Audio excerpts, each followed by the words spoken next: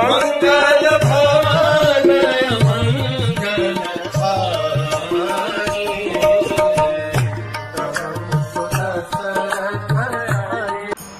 हरे कृष्ण। खर और राम के बीच का युद्ध अच्छे से चल रहा था। अच्छे से चल रहा था क्या? प्रभु राम ने खर के सारे लगभग सारे राक्षसों को मार दिया। इसी बीच में जो राक्षस प्रैक्टिकली वो जो स्थान था वो एक स्मशान के रूप में परिवर्तित हो गया था। हर जगह पे राक्षसों की बॉडीज दे ले everywhere scattered and against it was just one Ram, एक और कोई नहीं।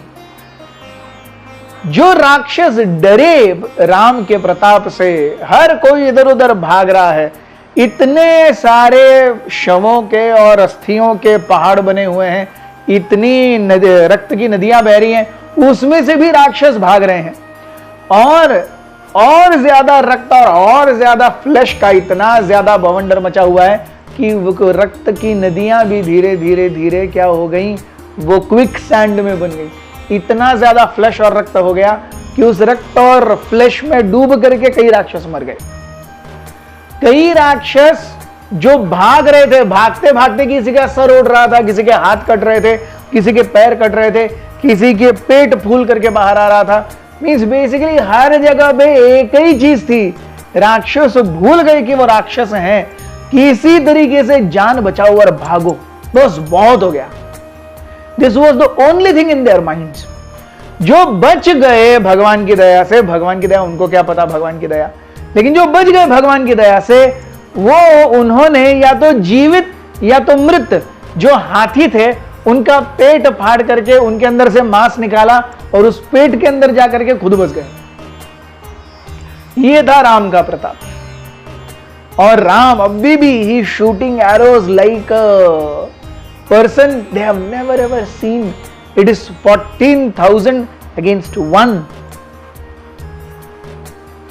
राक्षसों की इस तरफ भागते हुए बीच में एक आवाज आई, अरे ऐसे डरो मत, ऐसे भागो मत, क्यों कायरों की तरफ भागते हो? क्या तुम भूल गए तुम राक्षस हो?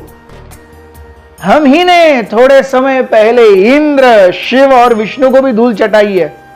अब अगर यहां से भागोगे तो घर जाके अपनी पत्नी और बच्चों को क्या मुंह दिखाओगे? छोटे छोटे से स्क्रैचेस लेके आके और बोलोगे अरे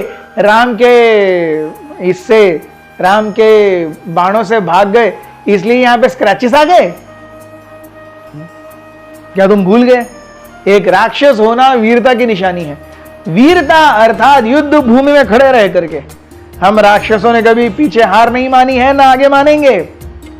ये बोल रहा था खर का भाई दूषण। दूषण के इस प्रकार से थोड़ा सा पंप करने पर 5,000 राक्षस कैसे तो उठ करके खड़े हो गए। बोले हम भागेंगे। हर किसी ने या तो हाथों में बड़ा बड़ा पेड़ ले लिया, बड़ी चट्टान ले ली, या भाले, तलवार, जो कुछ मिला वो सब ले लिया और राम की तरफ दौड़ पड़े। राम ने एक गंधर्व अस्त्र का प्रयोग किया। उन्होंने एक अस्त्र लिया, अपने सर पर लगाया, कुछ मंत्र पढ़े और आकाश की दिशा में उस एक अस्त्र को छोड़ दिया।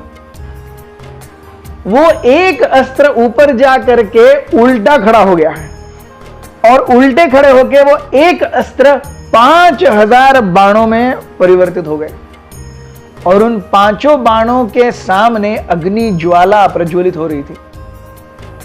ये जो 5,000 हैं वो भागे और कटे नहीं राक्षस, वो जल के राख हो गए।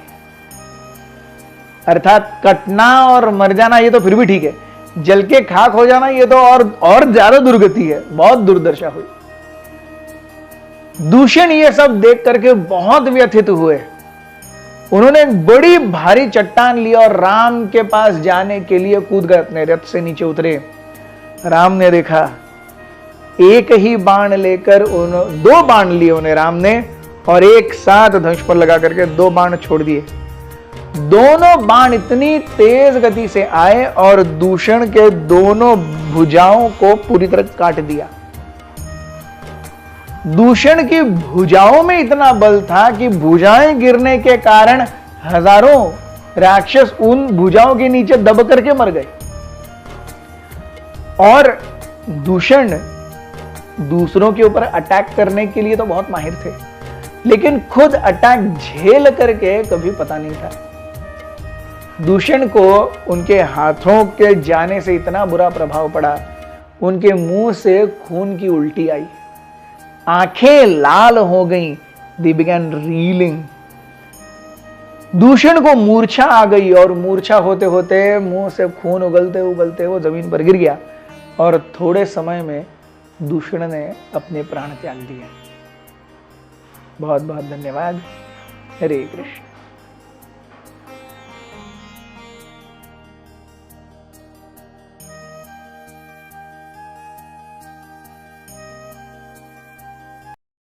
हमारे साथ श्री रघुनाथ तो किस बात की चिंता, हमारे साथ श्री रघुनाथ तो किस बात की चिंता, शरण में रख दिया जब माथ तो किस बात की चिंता, शरण में रख दिया जब माथ तो किस बात